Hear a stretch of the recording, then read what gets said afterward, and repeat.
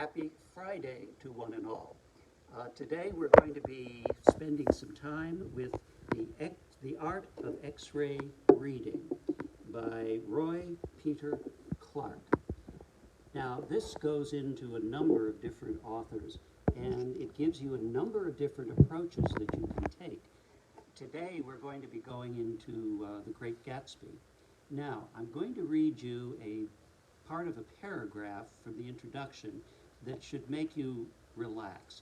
You do not have to have read the novels and articles and plays that are described herein, because Clark actually gives you quite an insight, and you'll get as many of the specifics as you want to. You can go back later and reread those pieces if you wish to.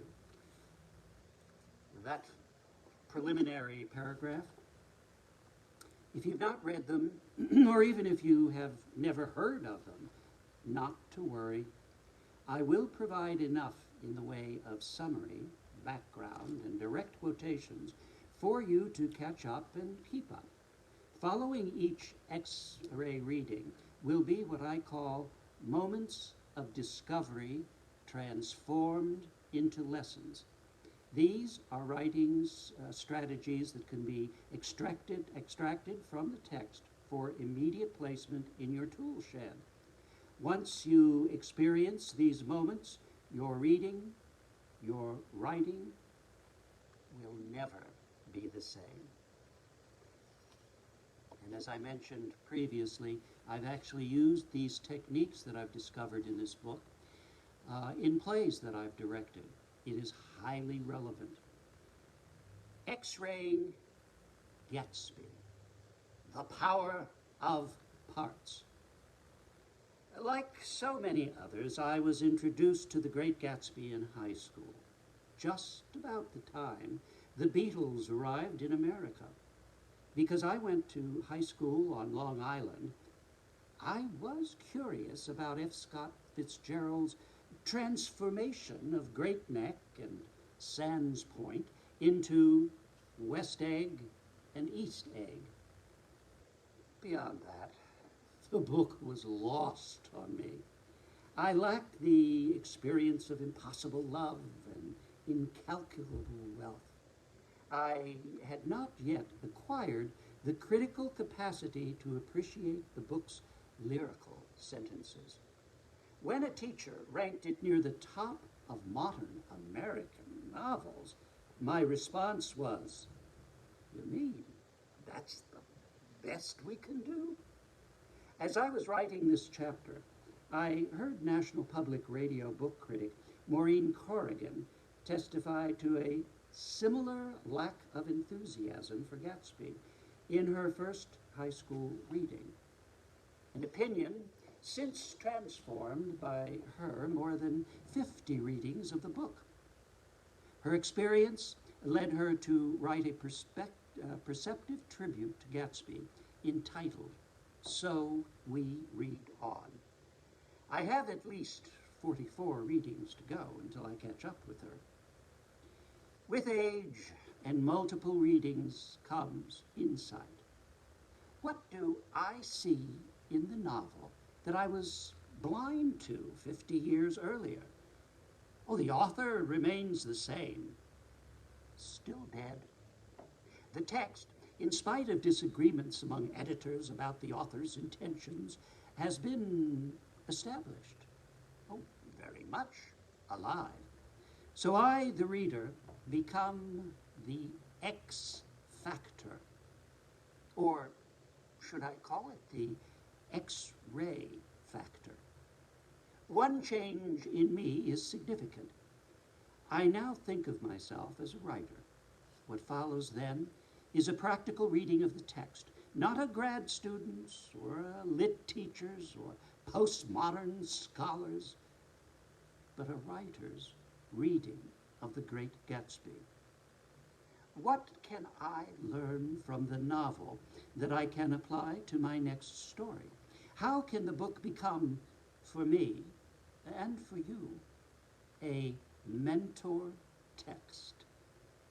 Now, I could choose countless passages to study, as many bright and shiny things to admire as decorated Gatsby's mansion.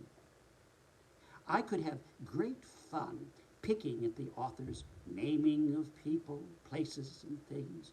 Oh, connecting the images related to eyes, from the faded billboard ad for the eye doctor to the owl-eyed man at Gatsby's funeral. Discussing archetypical tensions between the promised land and the wasteland as experienced in the Valley of Ashes. Studying Fitzgerald's intentional elaborations on classic themes of American literature, patterns of individual and collective greed and renewal that can be traced back to Franklin, Emerson, Hawthorne, Whitman. Instead of those, I'll start with the end, one of the most revered passages in literature. So revered that the 2013 movie version spelled it out on the screen. To fully appreciate it, you might borrow a trick from my old friend Steve Lovelady and copy it out by hand. I want to get the feel of what it's like to have that prose flowing through my fingers, he would say. This passage is 4 paragraphs long, the 273 words coming from narrator Nick Carraway, who stretched out on the shore of Long Island Sound and gazes out at the water.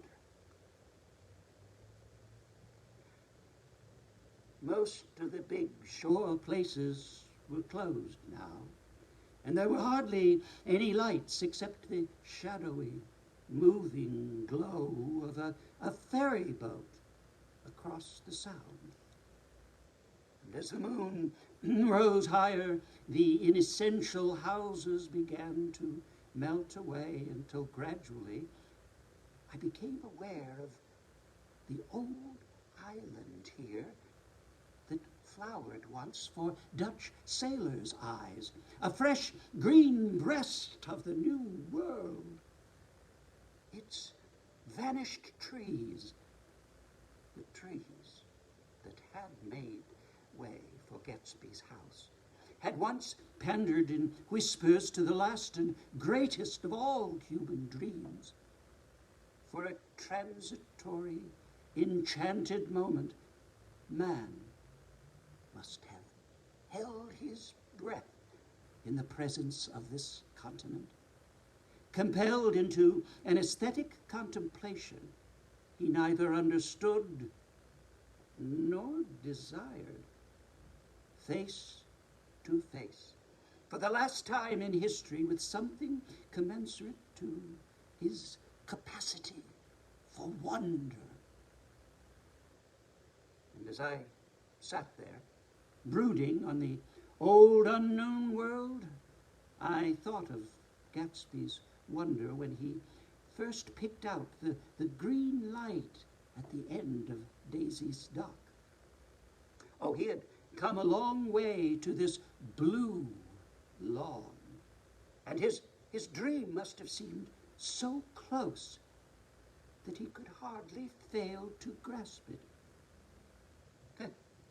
He did not know it was already behind him, somewhere back in that vast obscurity beyond the city, where the dark fields of the Republic rolled on under the night. Gatsby believed in the green light, the orgastic future that year by year recedes before us. It eluded us then. Oh, that's no matter. Tomorrow, we will run faster, stretched out our arms farther, and one fine morning, so we beat on, boats against the current, borne back ceaselessly into the past. Now, before I answer the big structural question, where did that ending come from? And how does it fit in with the whole? I want to spend some time with its fine details. An X-ray reading meant to discover some of the strategic treasures inside. Treasures that could brighten the workspace of any writer. A title for a subsection: Common Objects with Deep Meanings. One of my first great literature teachers was a Catholic priest named Bernard Horst, who taught us two key lessons that have stuck with me since high school. Boys, he said, during a reading of Robert Frost's poem, sometimes a wall is more than a wall. Sometimes it is a symbol. But when we started seeing symbols everywhere, he cautioned, careful, boys, a symbol need not be a symbol. So, is that ferry boat out on Long Island Sound a symbol? If so, does it not crush or sizzle in our consciousness like a drummer's cymbal in a jazz band? Oh, that ferry boat is much more subtle stuff. Half symbol, perhaps, or maybe just a normal object that in the context of the story is fraught with connotation. Rides on ferries remain part of the life of many who live on Long Island and in New York City metropolitan area. The Staten Island Ferry may be the most famous, but ferry boats still carry passengers across the Long Island Sound from towns such as Port Jefferson and Orient Point to places in Connecticut. The problem that confronts the curious reader, of course, is that the ferry boat is also an ancient literary type. In Greek and Roman mythology, and in Dante's Inferno, the dead, and sometimes the living, travel via ferry down into the underworld, also known as Hades or Hell. The ferryman has a name, Charon, and if you pay him, he will carry you across the river Styx, which divides the world of the living from the world of the dead. In ancient Greece, coins were placed in the mouth or on the eyes of a dead person to provide cab fare for the journey into the next world. In other legends, a dead hero, King Arthur, for instance, is placed in a boat loaded with riches for the next world, then buried or cast out to sea. Let's remember what precedes this passage. The murder of Gatsby and a depressing funeral attended by a handful of people. The appearance of the ferry boat at the beginning of this passage strikes a somber note. It denotes, then connotes, a journey through darkness, the end of life as we know it, followed by transport into an uncertain future. Another subsection, symbolic geography. Islands are celebrated in life and in literature, perhaps because great cultural centers, Japan, England, and Manhattan, are islands. Think of all the jokes and riddles and stories you know about being lost or abandoned on a desert island, from Robinson Crusoe to Gilligan's Island. Think Treasure Island. Think Lord of the Flies. And remember that according to John Donne, no man or woman is an island.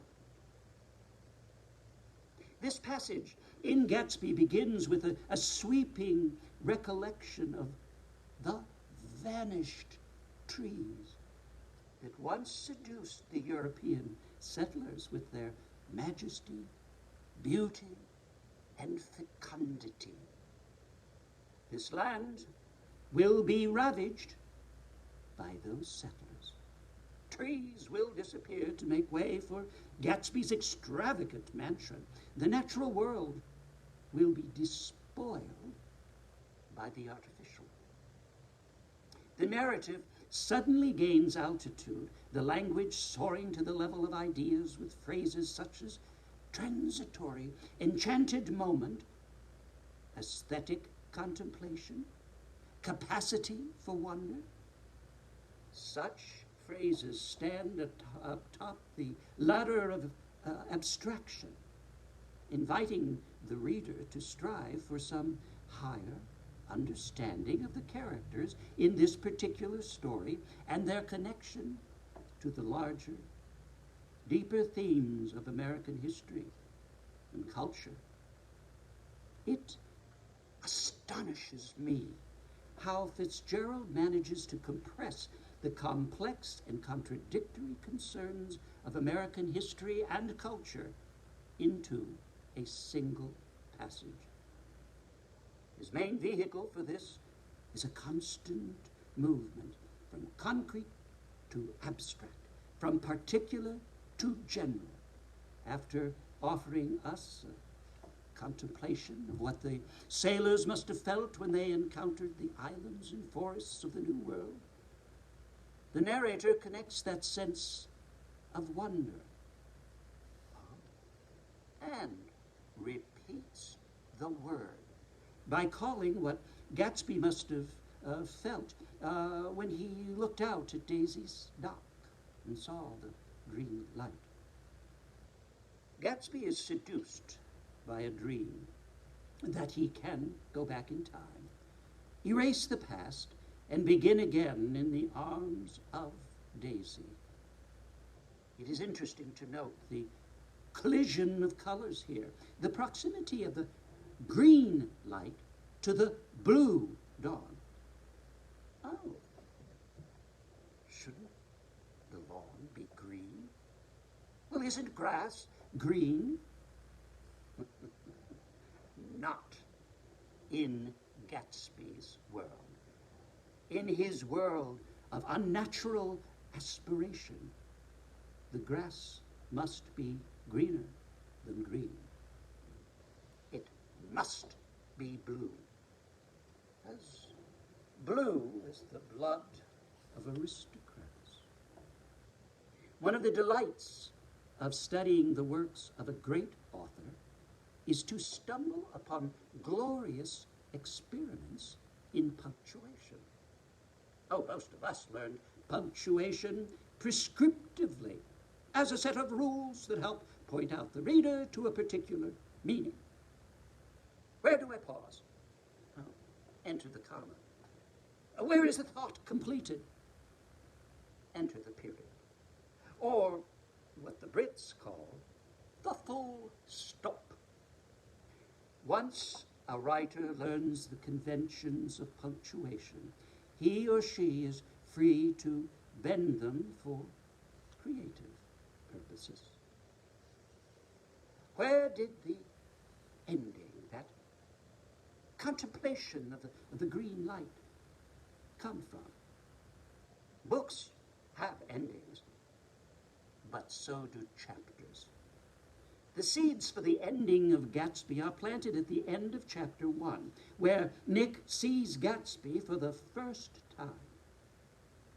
Oh, but I didn't call to him, for he gave a sudden intimation that he was content to be alone.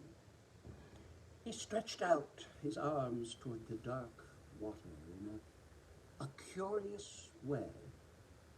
And far as I was from him, I could have sworn he was trembling. Involuntarily, I glanced seaward and distinguished nothing except a single green light, minute and far away. And it might have been the end of the dock. When I looked once more for Gatsby, he had vanished, and I was alone again in the unquiet darkness. It's all there. The dark water, the green light, the end of the dock, the stretching, the reaching, the desperate striving, as well as the elusive character of Gatsby. The title of the novel, The Great Gatsby, strikes many as kind of an oxymoron. That is, Gatsby seems a clumsy surname for someone's great, like the Great Lipschitz. But the title also has the feel of a magician's name. Like the Great Houdini. The word vanish seems right.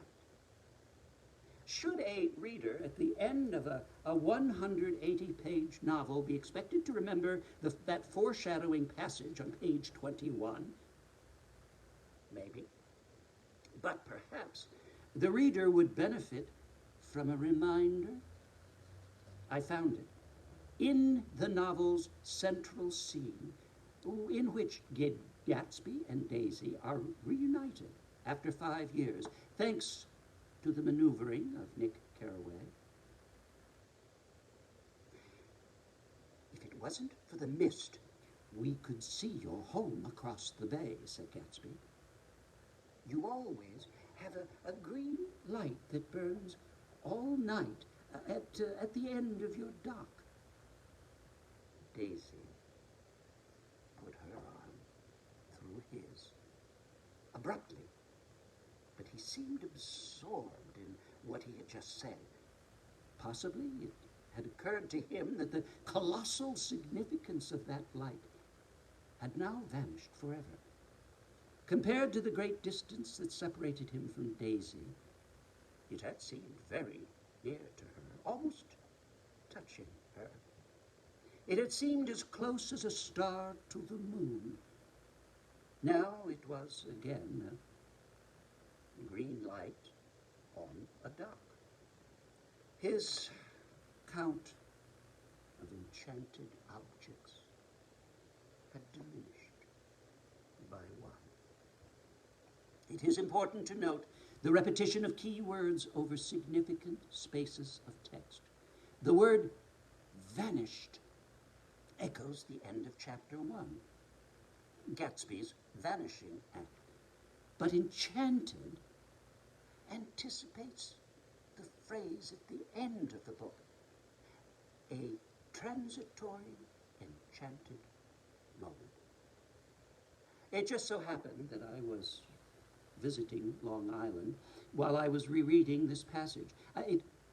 I couldn't have been more than 10 miles from the imaginary West Egg when I noticed that it fell on page 92. Well, that is 92 of a 108-page novel. The physical, structural, virtual center of the novel. What are we to learn from this? Oh, it should remind us that a truly great work of art is exquisitely and finely wrought. It should reveal how purposeful is the strategic vision of the author. Whatever its effects in Gatsby, it also serves as a writing lesson for the rest of us, whether we are writing fiction, nonfiction, memoirs, screenplay, or poetry. He concludes with writing lessons, each chapter 1. Common objects. The sea, the ferry boat, the forest, the moon, the steeple can resonate subtly in stories and lend texture to your meaning, even though they may derive from classic symbols or archetypes. 2. Stories have settings, of course, such as the North Shore of Long Island in the Jazz Age, but the internal geography of a narrative can convey its own associations and influences, from the insularity of an island to the wasteland of an industrial heap, to the golden metropolis, to an artificial paradise. Let the landscape in all its variety tell its version of the story. 3. If you have a key word or phrase in a work of any significant length, remember that its repetition will magnify its significance and help readers to connect various parts of the story. 4. When you want readers to see with their senses, use specific concrete details, images, and examples. When you want them to reflect, climb up the ladder for language that conveys ideas. 5. When you have a fabulous and memorable word or phrase, such as capacity for wonder, place it strategically at the end of a sentence, or better yet, a paragraph, followed by white space. This language stands out from the rest, inviting the reader to pause and complete the thought. 6.